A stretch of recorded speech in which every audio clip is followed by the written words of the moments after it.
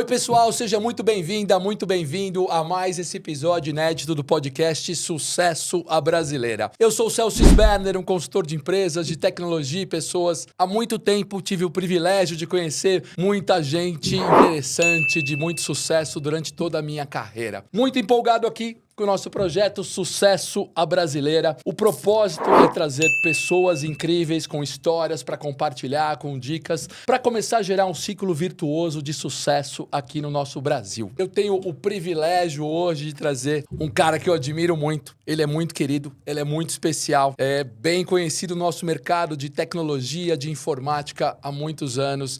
Então eu queria agradecer muito a presença de você, Miguel Petrilli, muito bem-vindo. Eu que lhe agradeço pelo convite, Celso. Também lhe conheço há muitos e muitos anos. E a sua introdução, incríveis eu não sei, mas histórias com certeza eu tenho várias. Muitas histórias.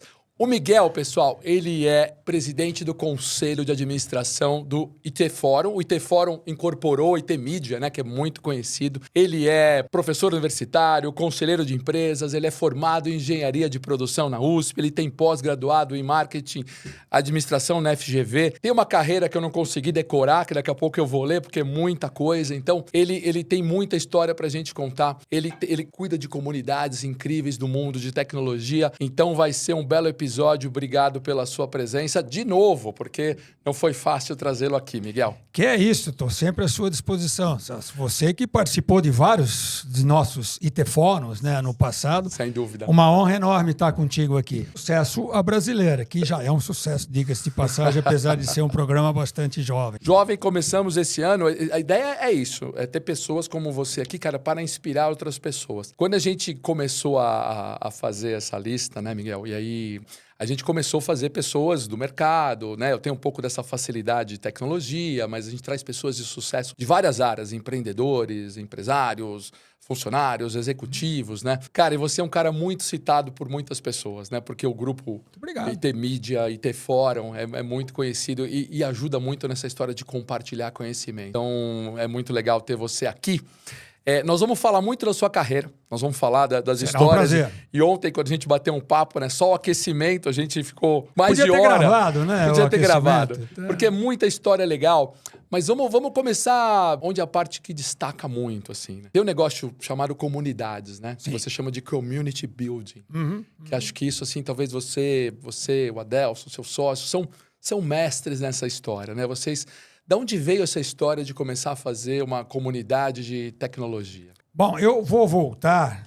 Não posso voltar muito para trás, porque você sabe a minha idade, e aí a gente cansaria, né, a nossa audiência aqui, mas eu vou voltar com o IT Forum, que a gente começou antes disso, tecnologia, tempo das revistas impressas, né?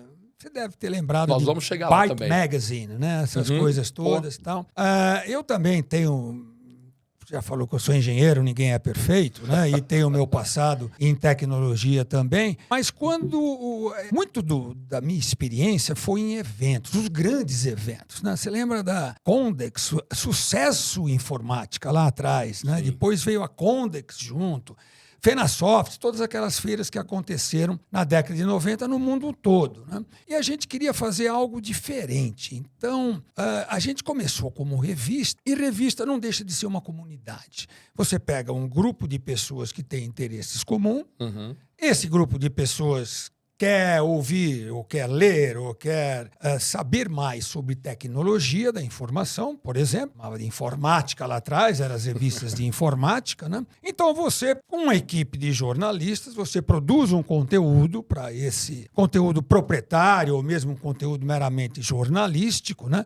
Para esse grupo de pessoas. Esse grupo de pessoas, criando uma comunidade, você vende anúncios, páginas na revista, outro tipo de coisa que seja, para poder se basear, né, para poder ter um funding para que tudo isso aconteça. Então, aí o ciclo se fecha.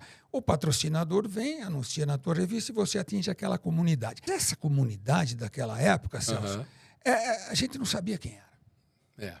Então, quando nós começamos com revista, a ideia da comunidade começou lá atrás. Não vamos ser mais uma editora, Abril, o Globo, todas as outras que existiam na época, onde você vende a revista na banca, que o leitor te dá alguns dinheiros em troca da revista. Ou vende uma assinatura onde você tem o endereço do cara para mandar a revista para a casa dele, para o escritório dele.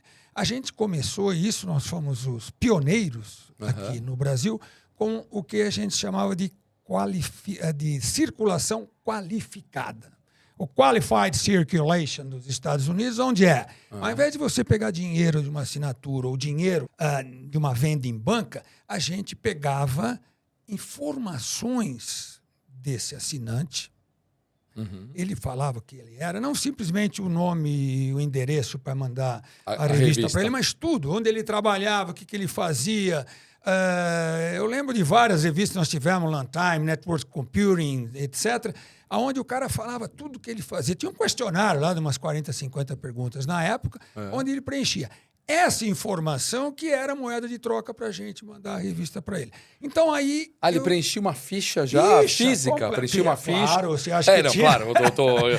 Que não era isso mais ou menos? Naquela época, 90 e nada, a gente tinha um formulário, um papel, ele escrevia a ficha ali e baseado naquilo ele recebia uma revista que eu tenho, X. como é que é a minha rede, como é que é a minha configuração aqui, o que eu quero comprar nos próximos 12 meses, etc.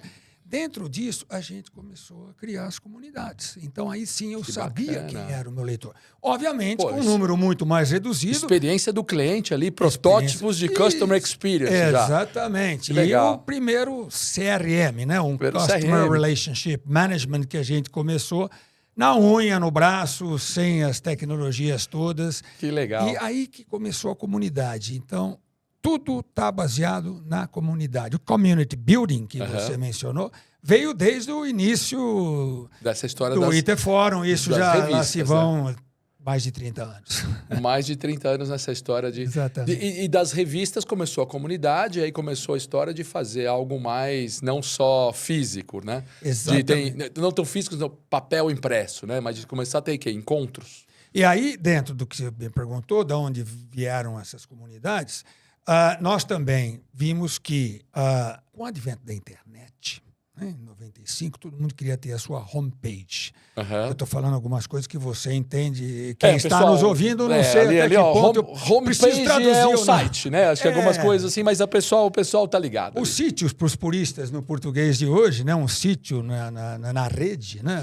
Um website, onde a gente percebeu que o impresso iria ceder lugar para algo dentro da mundo digital. World Wide Web, né, que começou para valer em 95. Né? A internet vem desde trás, mas do jeito que a gente conhece hoje, gráfico, o www, foi a partir de 95. Então, aí que a gente começou a trabalhar falando, esse negócio das grandes feiras, dos eventos, etc., o face-to-face, né, o olhar nos olhos do seu cliente, olhar nos olhos do seu interlocutor é fundamental.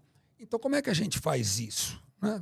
Vamos fazer uma feira igualzinho a que todo mundo faz? Vamos fazer uma outra Condex, Sucesso, uma outra Fenasoft? Não.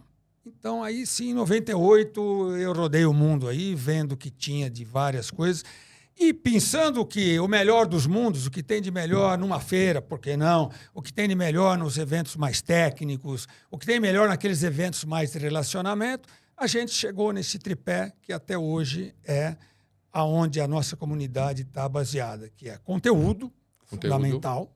Se você não tiver conteúdo, ninguém vai participar do teu negócio. Mas se for só conteúdo, vai ver um evento técnico, aí fica pesado demais, aí fica ruim. Mas deixa o conteúdo aqui. Relacionamento, fundamental. Ótimo. Principalmente entre latinos, né? Você precisa se comunicar, precisa olhar nos olhos, precisa ver o body language, né? A expressão corporal, que eu tenho demais, já bati nesse microfone 2 vezes, entendeu? Então, italiano fala com as mãos, fala com o corpo, mas é fundamental você ter esse face-to-face, né? Conteúdo, relacionamento. Mas também, se for só relacionamento, vira festa. Só festa. Celso, aí também não dá. Negócios é o terceiro pilar que sustenta isso tudo. Que, como é que você faz? Tem que ter o patrocinador para que seja viável o evento, a operação toda, e tem que ter o lado da compra e o lado da venda. Né? Para que esse também não seja um mero evento de cold call, como diria o americano, aquela venda, né, pura de ser só um evento de negócios, a gente juntou o conteúdo, o relacionamento e os negócios, e dentro desse tripé devidamente balanceado, a gente construiu o IT Fórum, que é uma comunidade, um extrato de toda a comunidade de TI que a gente tem nesse Brasil, que não para de crescer, tecnologia, né, abrange todos os setores da economia, e daí que veio a ideia de construir uma comunidade com eventos face-to-face, como diria Brilhante, o brilhante. americano. Então, deixa eu ver se eu entendi aqui. Então, e vou dar o meu testemunho, que eu participei de Você vários. participou, né? verdade. Eu tive o privilégio, pessoal, de participar, né, nessa carreira de tecnologia, de muitos eventos do IT Fórum, IT Mídia, e era sensacional, porque realmente era isso, era conteúdo técnico, era relacionamento e negócios. Né? Então, ali a gente encontrava todos os fornecedores de tecnologia, os consumidores de tecnologia, os CIOs das principais empresas, os diretores. Então, vale a pena, para quem não conhece, a gente vai ter, como sempre, toda a descrição de como encontrar o Miguel e o IT Fórum, que são eventos ainda que existem muitos, inclusive indo para outro patamar agora, daqui a pouco a gente vai falar disso, né? A gente vai encontrar aqui. Uma coisa que eu sempre esqueço de falar. Pessoal, e me mandaram, eu falo aqui já, se inscreva no canal no YouTube, dê um like, se você estiver gostando, compartilhe, porque isso é importante para seguir o conteúdo do canal. Estou aprendendo, viu, Miguel? É fundamental. Estou aprendendo. O joinha é eu sempre esqueço, falo assim, pô, você não falou, fundamental. então agora eu estou falando aqui no meio. Então, nessa história nasceu o IT Fórum. E já também, antes e depois, nós vamos voltar para o começo da sua carreira, porque tem uma história legal. Deixa eu até te interromper, perdão, que não Pois é não. só o IT Fórum, não vim aqui para falar do IT Fórum, vim aqui para conversar de um monte de coisa, mas essa história foi aonde permitiu que a gente não criasse, porque ela já existia, né? Mas que a gente trabalhasse e desse a nossa contribuição para o fortalecimento da comunidade de profissionais de tecnologia da informação nesse nosso país. Sem dúvida. Eu vou reforçar isso aí, Miguel. Acho que fez uma transformação nesse ecossistema de tecnologia no Brasil. Tá, muito parabéns mesmo. Eu que vivi mais de 30 anos também nesse mercado de tecnologia, a transformação é muito devido a esse trabalho de vocês, onde se estabeleceu essa forma de se relacionar, do ecossistema se relacionar. Verdade. Muito legal. E hoje, indo para um outro patamar, né? Hoje, indo para um patamar de construir, como é que você está chamando aqui, de um distrito de inovação e sustentabilidade. Então, hoje, além do IT Fórum, tem a marca Itaqui, para a gente falar, né? Isso... Deixa eu abrir um parênteses rapidinho aqui. Pois não. Celso. Nós temos 3, 4 horas de conversa. Mais ou menos isso. Mais ou menos isso. Tá.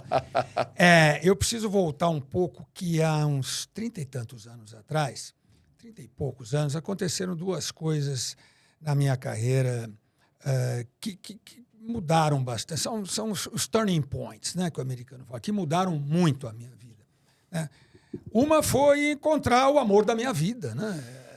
Mulher com quem eu sou casado há 31 anos, Renata, minha querida, se você estiver me vendo, acredito ali, ela vai assistir em algum momento, isso, obviamente. A quem eu devo tudo, estamos há 31 anos juntos, 2 filhas maravilhosas, uma ainda adolescente, né, com 15 anos, a outra com 21, e das quais eu me orgulho muito. Essa foi a parte do sucesso brasileiro, que sucesso para mim é isso também. Sim. É você não só ganhar dinheiro, ter uma posição política, financeira, social que seja, não.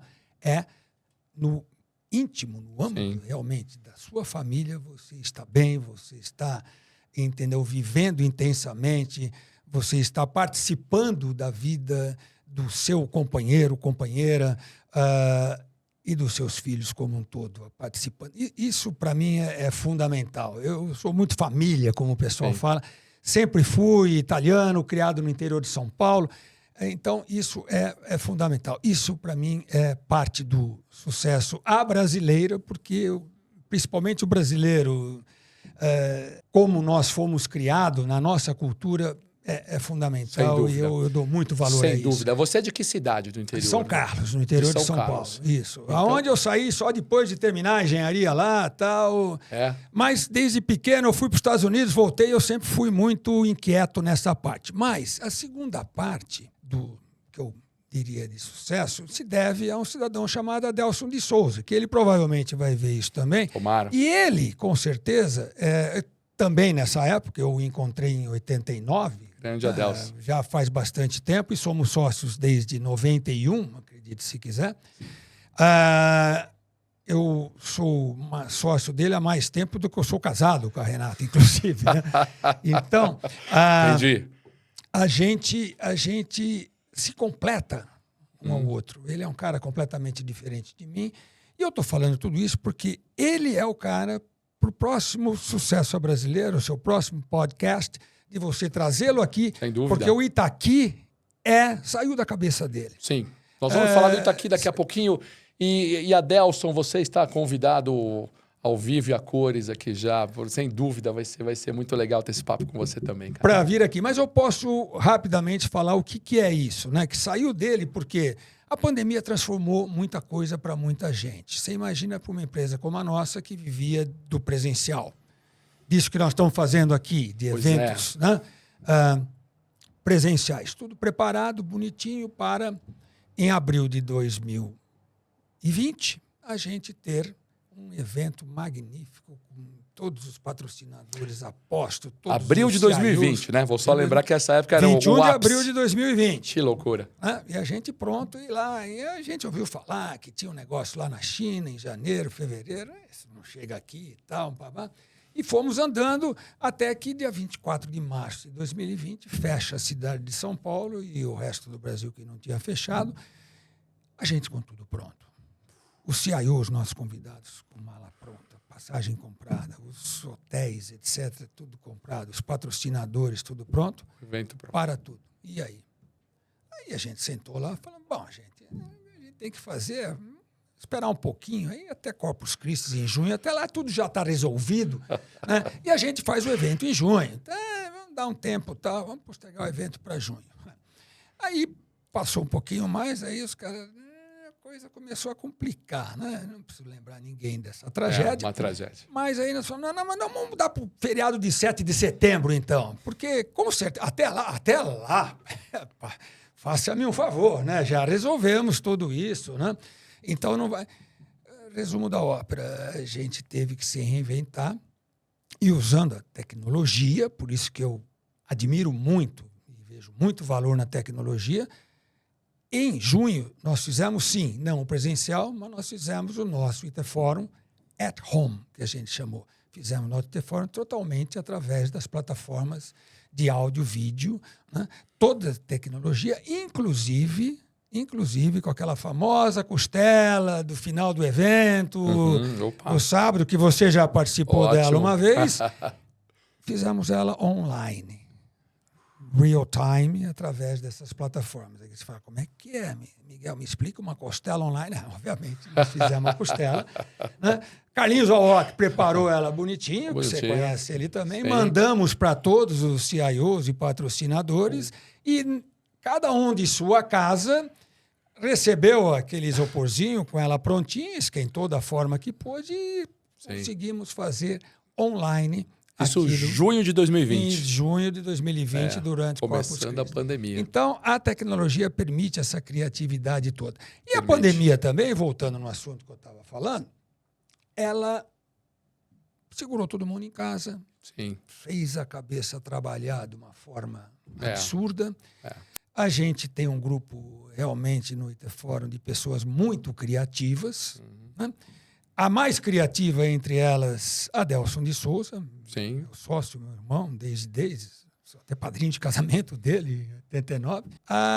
Deixa eu abrir um parentezinho a mais. Claro. Existem normalmente, Celso, no meu modo de ver, 3 tipos de pessoas, assim, digamos, grupos de pessoas, né? 4, mas esse primeiro grupo são gênios, tipo Bill Gates, Elon Musk, esses caras, esquece, né? Esses 3 tipos de pessoas são os visionários, esses caras que estão fora da curva. E você pode pegar mundo afora, tem pessoas... Eu tive a oportunidade de conhecer alguém, entre eles o próprio Adelson. É um cara muito além do tempo, cara, muito... Você não sabe de onde é que vem essas ideias, entendeu? Realmente visionário. Depois existem essas pessoas que são os estrategistas, né? Aquele que pegam as ideias, têm um pouco de visão... mas é mais para aterrizar um pouco aquela visão e trabalhar. Eu me considero um deles. Eu me considero um deles. Eu também, considero assim. E depois tem muitas pessoas que são operadores, mas não no sentido ruim de operação, de chão de fábrica, não. As pessoas que trabalham essa estratégia, entendeu? Criam os planos, fazem aquilo realmente acontecer. Sim, Adelson é um visionário, ele em casa pensando, ele falou, moro aqui na aldeia da Serra, lá em cima, numa área de Mata Atlântica. Sim. E ele começou a comprar, aumentar o terreno, etc. Ele vai contar isso tudo muito melhor do que eu. O resumo da ópera é que a gente acabou com 1.100.000 metros quadrados de Mata Atlântica. Quem é que compra a Mata Atlântica, Celso Sberner? Quem é que compra a Mata Atlântica? Desde o topo da aldeia da Serra até lá embaixo na Castelo Branco, ali junto ao viaduto do quilômetro 35, onde tem a Cacau Show na frente. Ali, né? Isso tudo, como você pode explorar as margens de 2 estradas que passam por lá, 10% dessa área está sendo utilizado para a gente criar, já tem uma boa parte instalada. O IT-Fórum já está lá com sua sede. Né? Uma escola de liderança já está lá, em parceria com a Singularity University, por exemplo. Que bacana. Conhece ela. Mas vai ter uma faculdade, realmente, graduação em parceria com a SPTEC Itaqui, que a gente vai estar fazendo um campus lá. E tem muitas outras coisas acontecendo. É um local onde o aluno vai estudar, morar e trabalhar. Padrão ou Estados Unidos? Padrão. Alto padrão, para a gente criar muita excelência. Em graduação, na escola de liderança, o próprio IT-Fórum vai estar lá. Então, é um local onde nossos clientes hoje, as empresas de tecnologia, vão poder ter a sua sede, vão poder ter a sua empresa lá, o seu campus, o seu lab avançado, coisas assim. Que legal. Né? E isso tudo é um projeto de longo prazo, obviamente, né? 10 anos pelo menos, mas nós já andamos 2 anos desde a inauguração dele em 4 de agosto de 2002, quando nós fomos a primeira empresa a trazer... 2022. 22, perdão, 22. Obrigado. 2020 e 22, aí 2022, quando nós fomos a primeira empresa a trazer AIM-Web, que faz o famoso relatório do South by Southwest, lá em Austin, Texas, né? Para inaugurar o nosso IT-Fórum Itaqui, para inaugurar o nosso distrito Itaqui. Entendeu? Então, foi lá onde, onde tudo começou, na fase, digamos assim, até antes da fase 1, uma fase até chamada de uma fase 0 do projeto. Hoje já cresceu bastante. Já tem 2 anos, já. Já tem 2 anos andando. E esse ano vai ter muita novidade. Já fizemos 3 programas de liderança de propósito em parceria com a Singularity University. Estamos populando cada vez mais. A nossa sede do IT-Fórum está lá dentro e, anote isso, Distrito Itaqui será... Eu não vou falar o que vai ser. Eu vou deixar você falar com o Adelson para ele te falar exatamente o que vai ser, cara. Fala já, a gente não conta pro Adelson. Não, então tá, mas assim... Ele é o que eu chamo... Nós todos estamos juntos nesse projeto, obviamente, mas ele é o pai da criança. Eu andei dando uma pesquisada, claro, nessa história. Eu até mostrar no final, mas a gente até tem um pouco assim, porque a gente fala muito do IT-Fórum.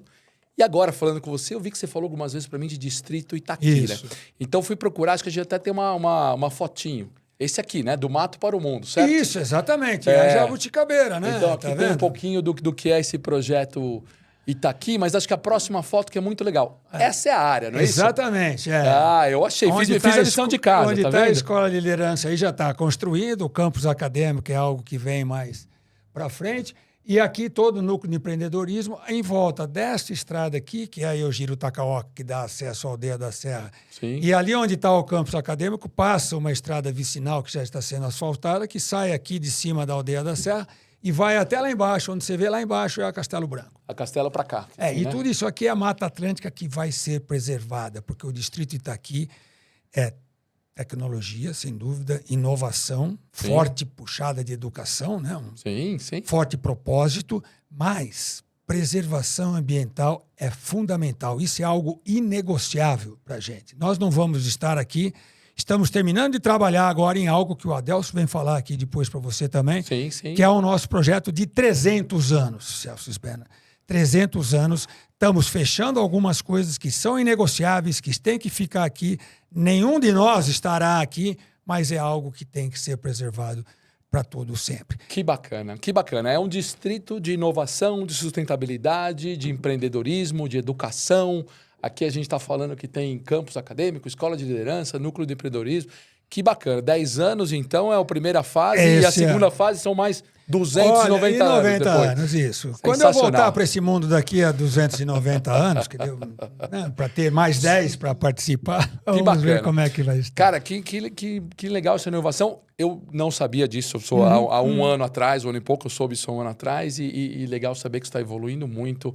Parabéns de novo, Miguel. Obrigado. Muito legal. Mesmo. E essa é uma comunidade, por falar em comunidade, em torno de comunidades. Sim, em termos de comunidade. E legal porque a gente está falando de inovar e trazer o Brasil para outro nível, né? Quando eu falo a história do sucesso brasileira, essa história da gente valorizar o que a gente tem aqui. E quando eu fui ler o material do que é o Itaqui, achei muito legal, tem a Jabuticaba, é brasileiro, tem um lado nacionalista também de a gente apoiar o nosso Brasil aqui, né? Então, fiquei muito empolgado com essa história. Conte comigo como sempre. A Jabuticaba é bem significativa, né? Bem icônica, porque dizem que só tem no Brasil. É uma jabuticaba, né?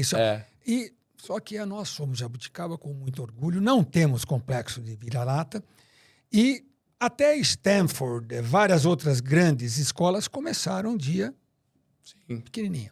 Sim. A ideia de um visionário que saiu da costa leste, foi para a costa oeste, fez Stanford. Hofstra, em comunicação, que é uma das melhores escolas dos Estados Unidos, em Long Island. Né? Os estúdios, nós estamos num estúdio que eu fui lá visitar, minha filha mais nova está pretendendo entrar para essa área, eles têm estúdios na universidade que não deixam nada a dever aos estudos de uma Rede Globo da vida. Só para você ter uma ideia de onde os alunos aprendem a trabalhar lá. É uma família holandesa que veio para Long Island, tem lá a casinha ainda onde o cara começou a escola. Hoje é um campus gigantesco, uma área bacana. Que então, seja uma Stanford brasileira, é isso? Why not? Pois é. Como diria o gringo. Por que não? Com certeza iremos trabalhar, faremos a nossa parte para isso, com certeza. Muito legal.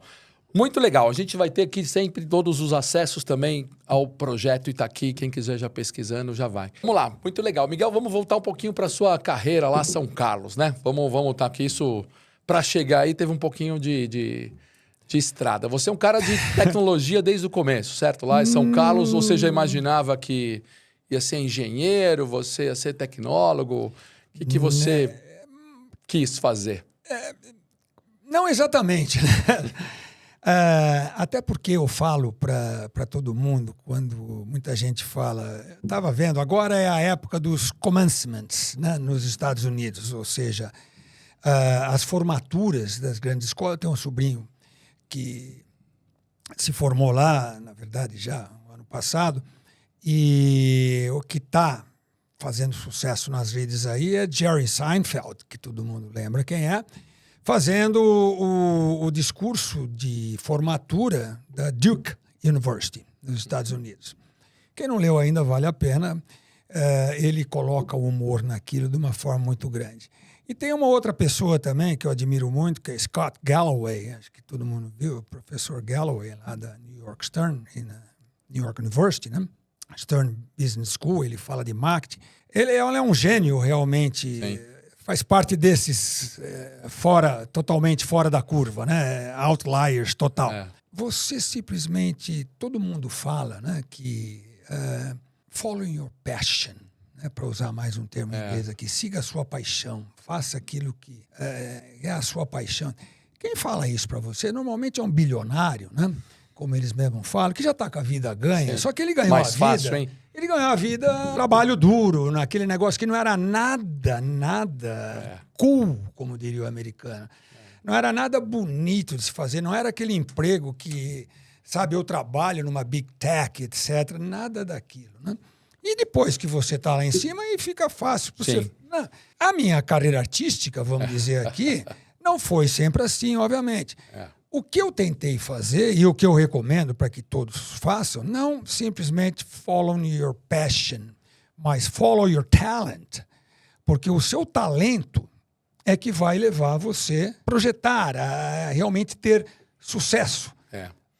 Sobre todas as formas, sobre todos os aspectos. Então, entendeu? não siga só, então, não siga veja só Celsius Banner, um cara que começou lá a consultoria a vida inteira. Você é do tempo da Pricewaterhouse, antes de se juntar com Coopers & Lybrand, etc. Entreguei a sua idade para todo mundo aí agora. Década de 80. Então. E você está descobrindo um talento que você foi seguindo o seu talento. Então, trabalhe duro, comece, não vai ter outro jeito, entendeu? E trabalhe. Não é só a paixão, mas o talento também. Isso talento que você é fundamental, dizer, né, muito mais do que a paixão. E lá atrás, eu nasci, criado em São Carlos. Logo de cara, eu era muito inquieto, queria fazer outras coisas. E apesar da gente não ter comunicação nenhuma, eu fiquei sabendo um programa de intercâmbio para os Estados Unidos. Intercâmbio hoje em dia, cara, virou, toda agência de viagem faz, é algo... No Canadá, comum. Então, meu Deus, né? Assim, as famílias canadenses ganham dinheiro, a escola ganha dinheiro para isso. Nós pagamos, né?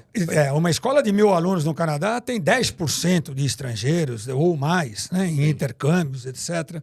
Famílias recebem 2 intercambistas por ano, não, por vez, por semestre, no outro semestre. Virou um business, né? Um business realmente muito grande.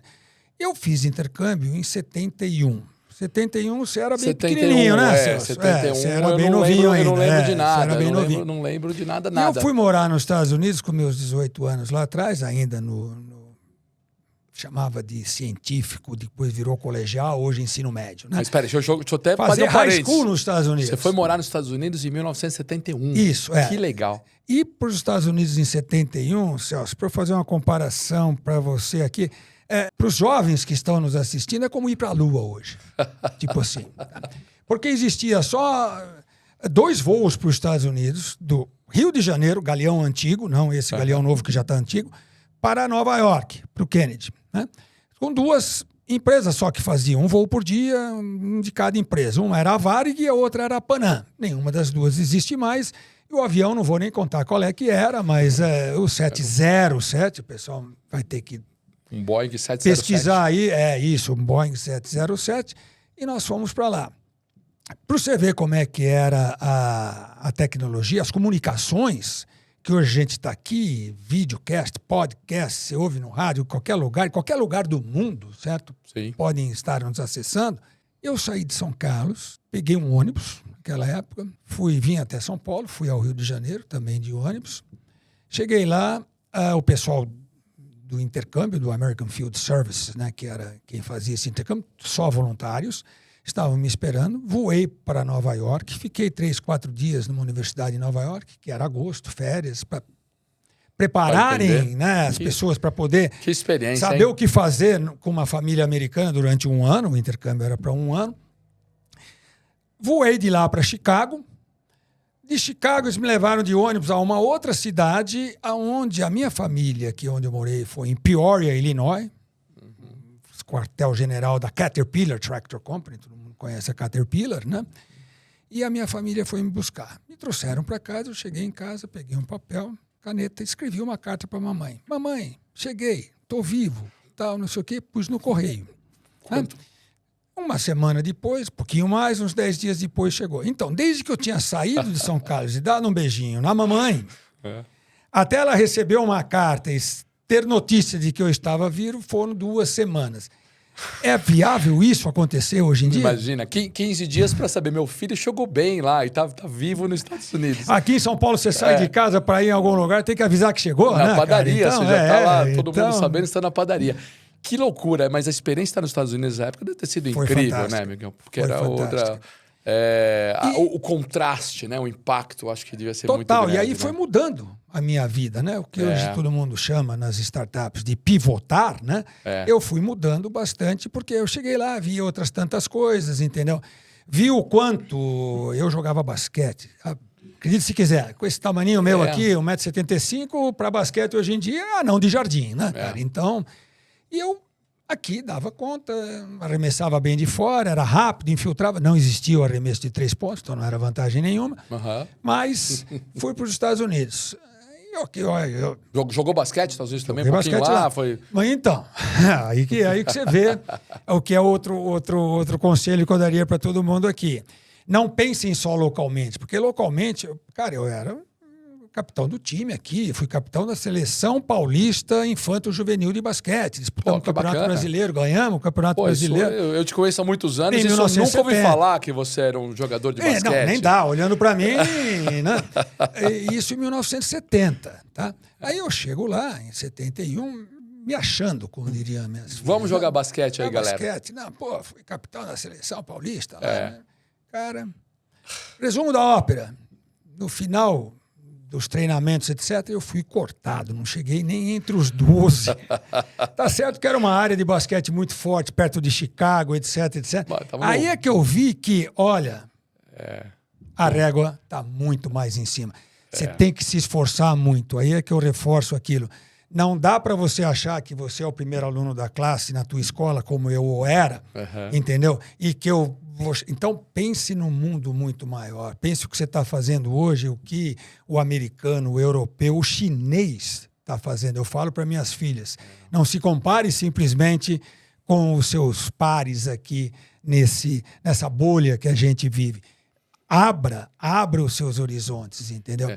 E aí eu fui abrindo. E hoje em dia isso é muito mais claro, né, Miguel? Acho que todo mundo que está aqui tem um acesso à informação global de outros países, de tudo. Hoje em dia, acho que essa é a grande vantagem dessa geração aqui, né? De você ter toda a informação na palma da mão.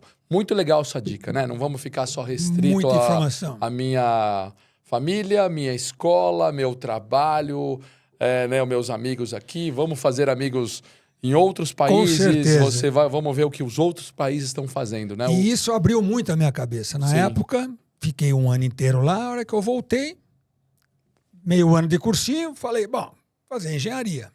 A engenharia USP lá em São Carlos foi um projeto de um primo do meu pai, também tem o mesmo nome que eu. Se você for lá na porta da USP lá em São Carlos, está escrito lá, deputado Miguel Petrilli, foi quem levou a USP para São Carlos. Não é você o deputado Miguel Petrilli, não. Sou eu, não. E naquela época, e nenhum Petrilli tinha entrado na escola ainda. O sonho da minha mãe era que eu entrasse e fizesse engenharia. Eu gostava, sempre tive pensamento lógico. Gostava daquilo que eu fizesse engenharia na Universidade de São Paulo, na Escola de Engenharia de São Carlos. Legal, tudo bem. Eu fui ver e tinha coisa que não era tão técnico, né? Já começou o curso de Engenharia Mecânica de Produção, então era algo mais aberto, né?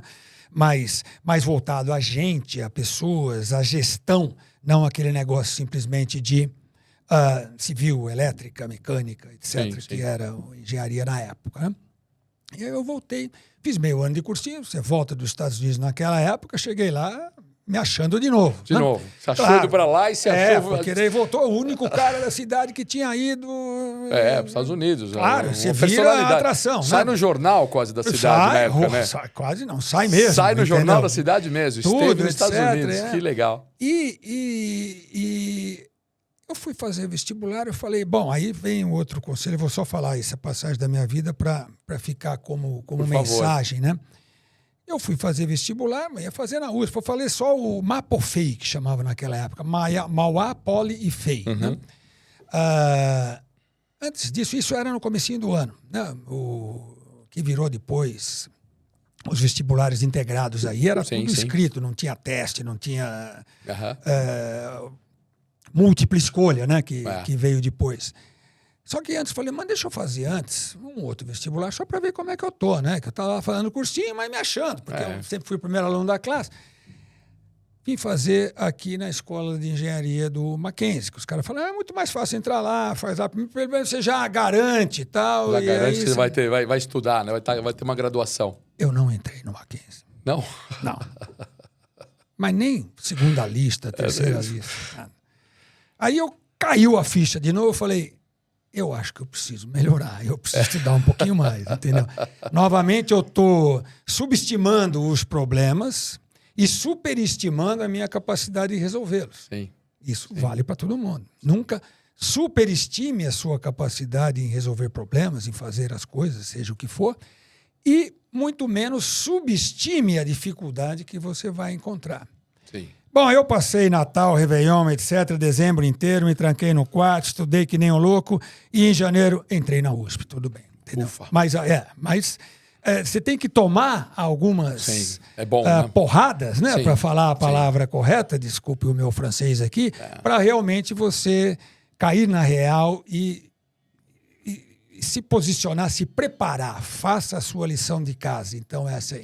E aí eu entrei para engenharia e também durante a engenharia fui pivotando, descobri a tal da informática. É engraçado você falar pivotando já nessa... o termo da Você já está atualidade, usando o termo claro, atual né? lá nessa década de 80. Que legal. Entendeu? Então, e aí eu descobri a tal da informática. Então, eu me formei em engenheiro mecânico de produção com ênfase em informática. Bonito, né? Está escrito no meu diploma. Tá, eu vi lá, tá bacana mesmo.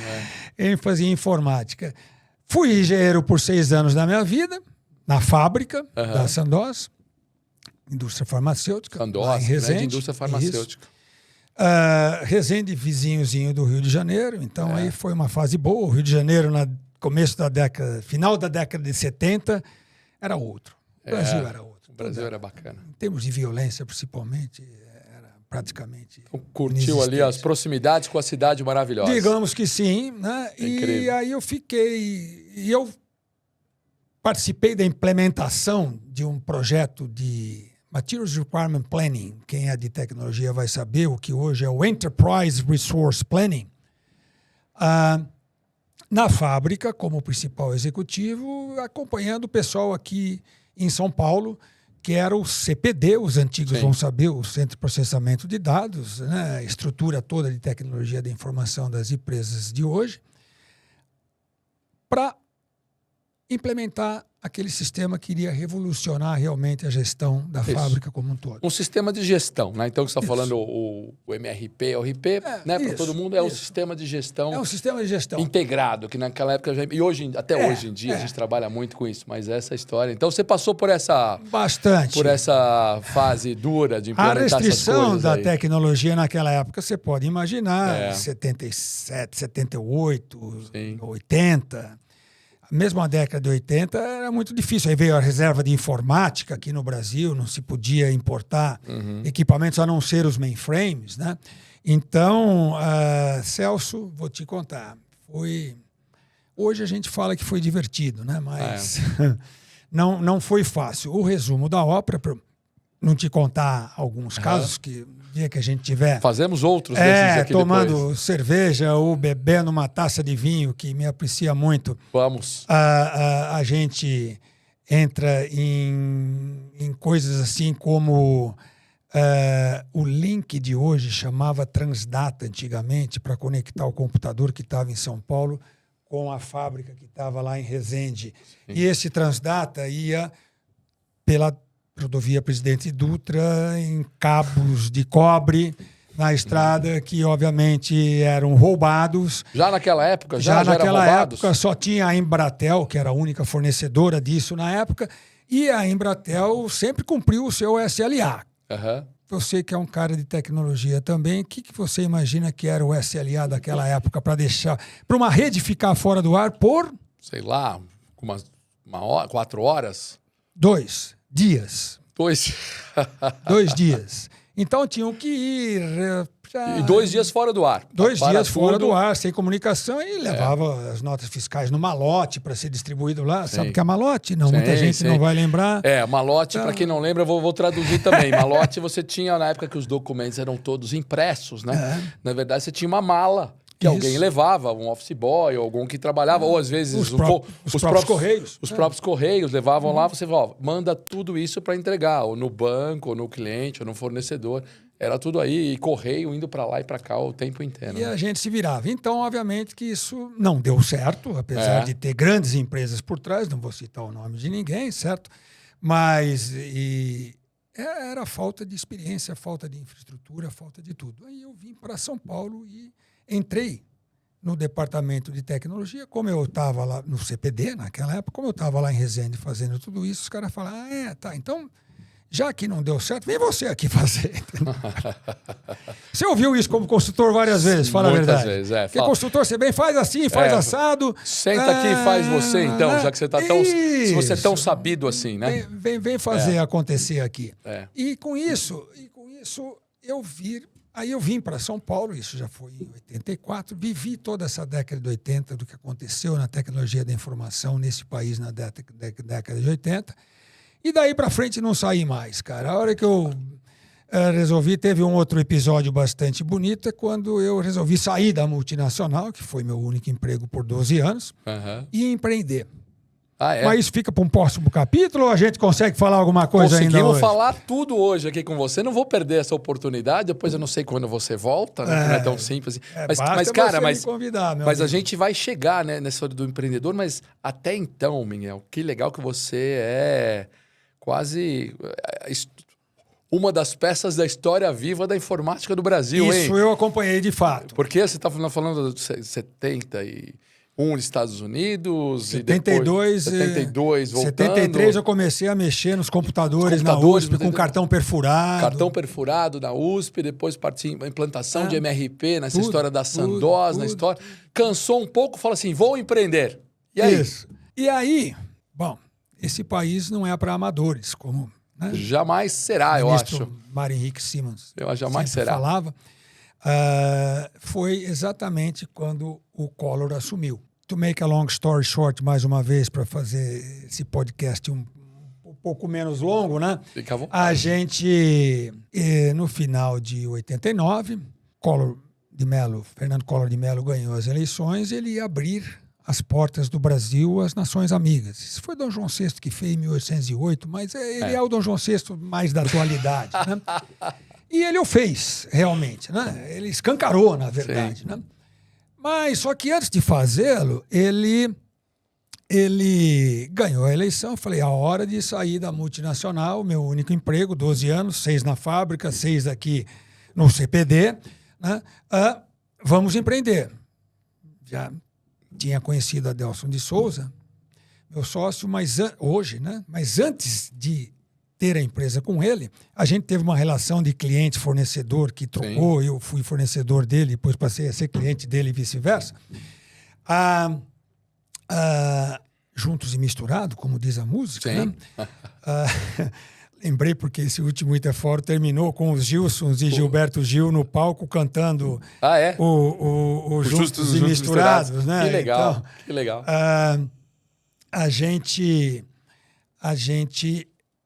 Eu resolvi empreender. Falei, vamos à luta. Abandonei essa carreira e saí. Saí durante o final de janeiro. Aí, no começo de fevereiro, tinha que fazer aquela rescisão. Estava contando com aquele dinheiro todo 12 anos, sem mexer nada, fundo garantido. Eu não estava indo para concorrência, ia empreender. Então, o Suíço fez um pacotinho e tal. Saí. Você vai lembrar o que aconteceu no dia 1º de março de 1990? Congelamento de alguma coisa, não? Mais ou menos, não foi de alguma coisa, né? Foi como se aquela Elsa batesse das duas irmãs lá e congelasse tudo. Minhas filhas, me desculpem se eu falei o nome da fada errada, mas aqui congela tudo de uma vez, né? Eu não vou saber qual é a fada. Não, isso deixa para os mais jovens. De qualquer forma, eu saí eu ia receber a minha rescisão toda no final de fevereiro, tá?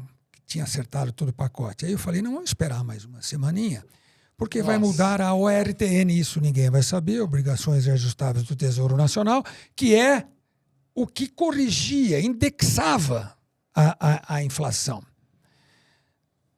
Ela virava sempre no primeiro dia do mês. Quem tinha um salário para receber tinha uma defasagem. E naquela época, cada virada daquela era uns 30%. Ao mês. 30% ao mês. 30% no seu salário já é muita coisa. Imagina 30% numa rescisão inteira, que era todo o dinheiro que eu precisava para começar a nova empresa. Sim. Né? O que aconteceu? Eu deixei para receber. Em março fechou tudo. Fernando Collor de Mello, não vou nem falar o nome das outras, que é melhor não lembrar. Isso. A ministra? É isso, aquelas como Harry Potter diz lá no seu, aquele que a gente não pode falar o nome, né? Fechou tudo, eu fiquei com 50 dinheiros no bolso, como todos os outros. Sim. Né? Sim. Bonito. O pessoal se gabava. Até um parênteses, vou lembrar, pessoal, a gente teve, né, que é nas 90, né? Em 90, março de 90. Para os que não lembram, em 90, no Brasil, a gente teve um congelamento de todo o dinheiro. O dinheiro era quase como se fosse confiscado por todo o governo e só podia ficar com 50 dinheiros cada um.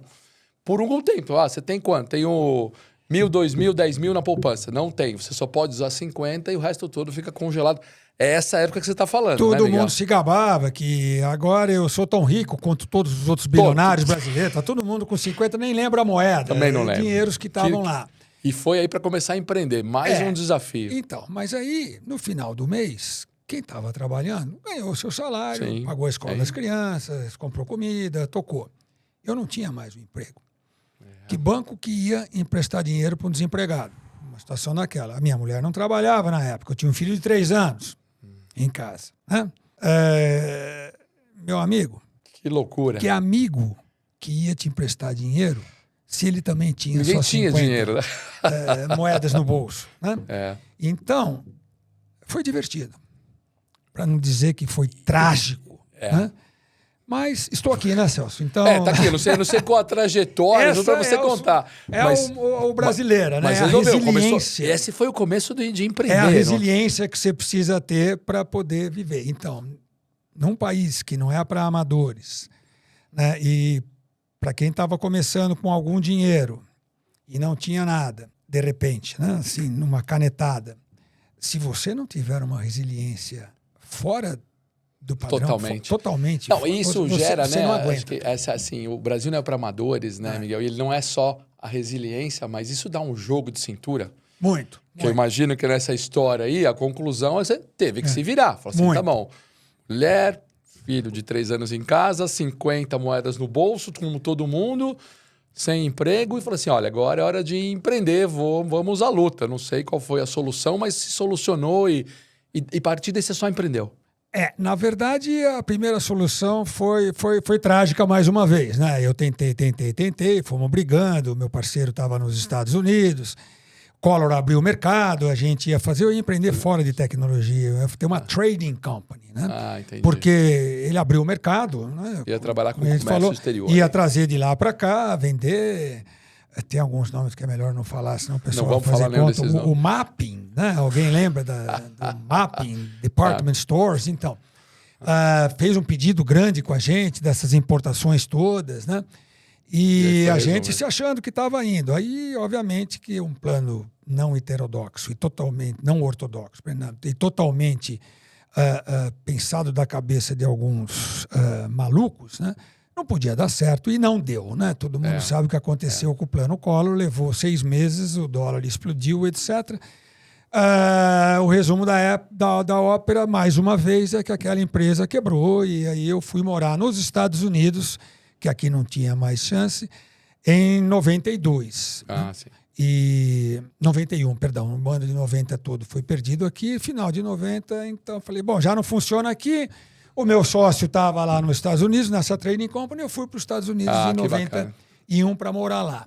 E lá eu fiquei sabendo que a revista Byte, da McGraw-Hill, né, que eu estudei em todos os livros publicados pela McGraw-Hill, estava querendo expandir internacionalmente, queria vir para o Brasil. Aí é que Adelson de Souza, meu querido irmão sócio, estava com o seu negócio de computadores aqui, né, naquela época, montando máquinas, aquela coisa toda. Eu falei para ele, Adelson, olha, eu faço parte aqui da Sucesso São Paulo, que eu militei durante a década de 80 inteira. Na verdade, a última Sucesso Informática, Condex Sucesso, a primeira Condex Sucesso Informática no Brasil, eu estava nos Estados Unidos, fiz toda a consultoria para trazê-la para o Brasil, uma parceria com a Sucesso São Paulo, com a Guazelli Associados, que tinha a data lá no IMB, e com a Condex americana. E trouxe a Condex. Trouxemos a Condex, Sucesso São Paulo, para o Brasil. Eu lá, toda a diretoria da Sucesso aqui, fizeram um trabalho excepcional, a Guazelli também. Fui de Miami, onde eu estava morando, para Boston várias vezes, que é onde era a matriz da Condex, lá nos Estados Unidos, e inauguramos a feira aqui. E naquela época, quando eu percebi disso, a gente Fiquei sabendo que a revista Byte me procurou lá em Miami, falei com o Adelson, entra nisso, cara, porque no começo pode ser que você não ganhe tanto dinheiro quanto você está ganhando hoje com o teu negócio de tecnologia, mas vai te dar ao longo do prazo, com certeza você vai ter condições de relacionamento, condições de criar uma comunidade muito maior. E no fim do dia, Celso, são os relacionamentos que te levam à frente. Não são as meras transações, entendeu? Na grande maioria dos casos, são os relacionamentos. E aí lançamos a revista Byte Magazine, da qual ele me convidou para ser sócio, porque ele tinha realmente o dinheiro para poder iniciar o negócio, não aquele meu que ficou preso. E aí foi o embrião. No plano Collor, e foi o embrião. Então, setembro de 91, a gente trouxe a revista Byte para o Brasil, entendeu? E a partir daí aqui chegamos em Itaqui. Eu continuei nos Estados Unidos. Em 92, sim, essa é a história mais bonita que eu faço questão de te contar. Pois não. Eu ainda estava com planos de ficar nos Estados Unidos, não queria voltar, tal. E quando as coisas ruins acontecem, mais um aspecto de resiliência, uma coisa muito pessoal minha, mas eu acho que vale a pena, elas não vêm aos pouquinhos, né? Já derrubam um basculante com as coisas, né? Sim. Nas suas costas. Aí a minha mulher, naquela época, mãe de Guilherme, meu filho, não quis ir para os Estados Unidos, a gente acabou se separando, eu fui sozinho para lá, uma situação bastante difícil sobre todos os aspectos, meu menino aqui, eu vinha todo mês, etc. Acabei descobrindo a Byte, a Adelson topou fazer a Byte, nós lançamos a Byte na Informática Condex, Informática Sucesso, Condex Sucesso, que chamava São Paulo, de 91, da qual eu fui o presidente desta feira, e a gente começou a trabalhar, eu lá dos Estados Unidos, fazendo vendas para aquelas empresas americanas que queriam vir para cá, anunciar na revista Byte, o Adelson tocando aqui. Em março de 92, por outros motivos também, a Adelson ficou sozinho na revista, ele tinha um outro sócio na época, e a gente acertou de alterar aquele contrato, né? E ele foi para os Estados Unidos para alterar o contrato com a McGraw-Hill. Isso foi interessante, eu estava já de volta no Brasil, fazendo consultorias, a gente saiu daqui numa segunda-feira à noite, no dia 2 de março de 92, voamos para os Estados Unidos, classe econômica lá no final, aquela passagem mais barata. Já não era o Boeing 707, já era melhorzinho. Já era uma viagem, aí já estava bem. 92, descemos no Kennedy, pegamos um táxi até Manhattan, subimos lá, na McGraw. 59 com a 6ª Avenida, onde é o prédio da McGraw-Hill, o prédio inteiro deles. Almoçamos com Terry McGraw, que é filho do fundador da empresa. Só o sobrenome é o nome da empresa. E mais Ed Reno, e assinamos o novo contrato, onde a Adelson passou a ser o único sócio para fazer a revista Byte acontecer no Brasil, que tinha começado em setembro de 91, e a partir de 92, então, estava com ele. E eu ajudando, trabalhando, e aquela empatia toda entre nós, só que eu não tinha dinheiro para pôr no negócio, não tinha nada disso. Mas nós descemos do Olimpo, lá em cima, né? Caímos na terra de novo, tomamos uma cerveja para comemorar, sem vinhos caros, sem naquela época era uma cerveja também, né? E ali a gente fechou que eu iria ter uma participação na empresa, entendeu? Para trabalhar junto com ele, para sermos sócios a partir daí. Entendeu? Que legal. Sem papel, sem nada. Olho no olho, mais uma vez, do jeito que nós estamos aqui. Sim. Fechamos, aperto de mão, que ninguém viu, não tinha testemunha nem nada, seu garçom do bar, certo? Saímos, fomos pro Kennedy novamente. Não tem nem foto. Se fosse hoje em dia, teria uma foto bacana, os dois sorrindo. Pena que não existia ainda. Nada disso. Fomos pro Kennedy de novo, tá? Pegamos o avião, voamos de volta para São Paulo. Dormimos 2 noites seguidas no avião, uma indo e a outra voltando, que não tinha dinheiro para ficar lá, pagar hotel em Manhattan. Começando Empresa não tinha fundos de investimento, não tinha venture capital, private, nada, né? Era na raça mesmo. Você tinha dinheiro, você pagava juro de banco para começar a tua empresa, que eles não iam te dar também, porque você não tinha nada, não tinha faturamento nem nada. Era muito difícil começar uma empresa naquela época. Sem dúvida. Né? Voltamos para cá. 2 anos depois, só para terminar essa história, a revista Byte já era a segunda maior do grupo do mundo Byte. Que legal. Globalmente. A primeira nos Estados Unidos, obviamente, a gente já tinha passado em faturamento e circulação, inclusive a Byte do Japão. Olha. Tá? Vendendo em banca, vendendo assinaturas, vendendo publicidade que nem louco, entendeu? E a Byte, obviamente, o faturamento dela já tinha multiplicado por 10 ou alguma coisa, ou mais. Né? Alguma coisa assim. Eu cheguei a comprar Byte na banca. Byte. Obrigado por ter contribuído. Cheguei a comprar Byte na banca, né? Nessa final de 90 aí. E aí, meu amigo, acertada toda a posição, bom, vamos fazer o contrato direitinho, empresa, né?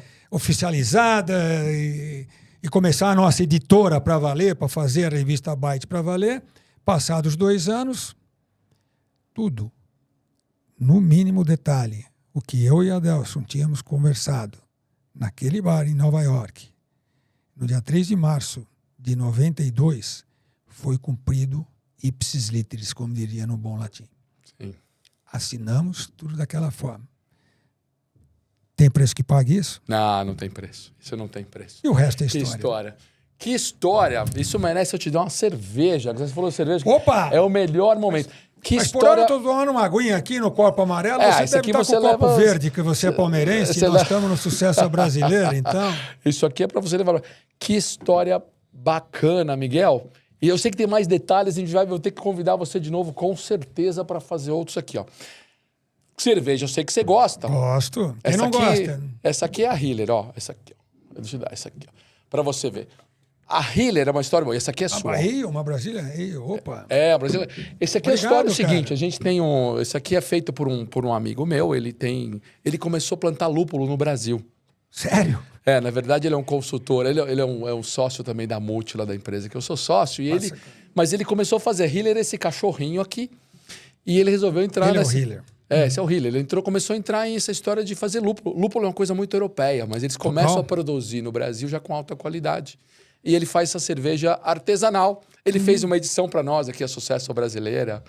16 de IBU não vai doer muito, não é muito amarga. Você é especialista, depois você conheço fala. Isso aqui bastante. Depois você me fala o que é, a gente dá o feedback lá pro Tígio. Só água, malto, lúpulo e levedura. Muito bom. Obrigado. Essa é sua e...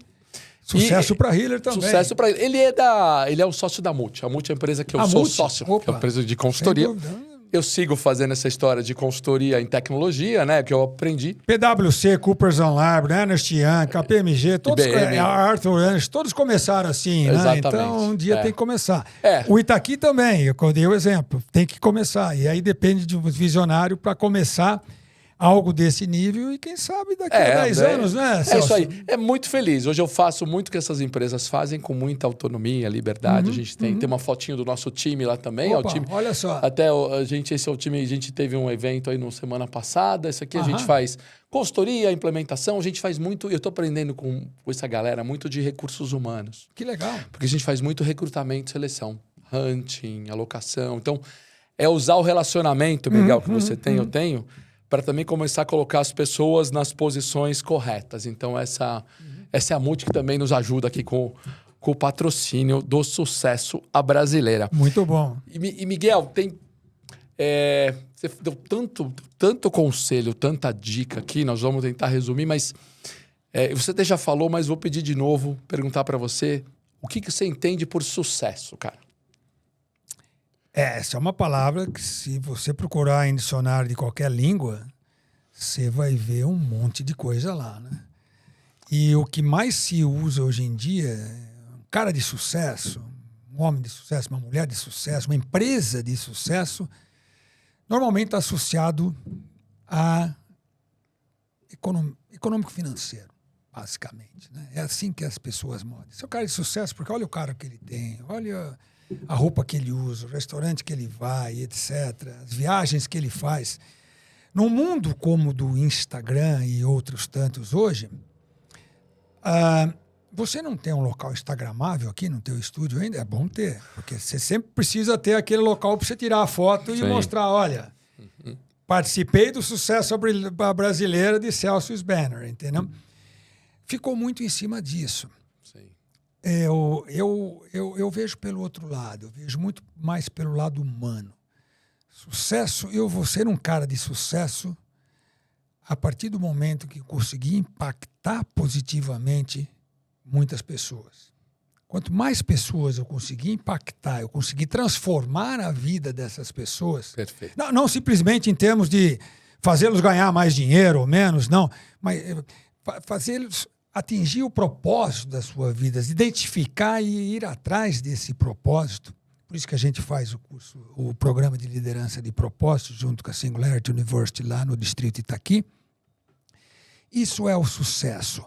O próprio Distrito Itaqui, tudo que a gente está fazendo lá, não é filantropia. Celso. Não é filantropia. Claro. Nós não somos bilionários, não tem nada disso, não pegamos nenhum bilionário para dar um dinheiro de pura filantropia. Não é um endowments que tem as grandes faculdades nos Estados Unidos, onde aqueles caras vão e o give back to the society, que o americano muito fala. Né?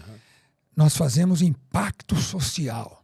É com fins lucrativos, sim. Sem lucro uma empresa não vai a ninguém. Sem lucro ninguém faz nada. Você precisa ter o capital, precisa ter o funding para que essas coisas aconteçam, certo? E não é simplesmente a fundo perdido de filantropia, não. É para ser lucrativo, sim, mas tem que ter impacto social. Nós vivemos num país onde... Perdão, se você não fizer algo com impacto social que vai impactar a vida de muitas pessoas,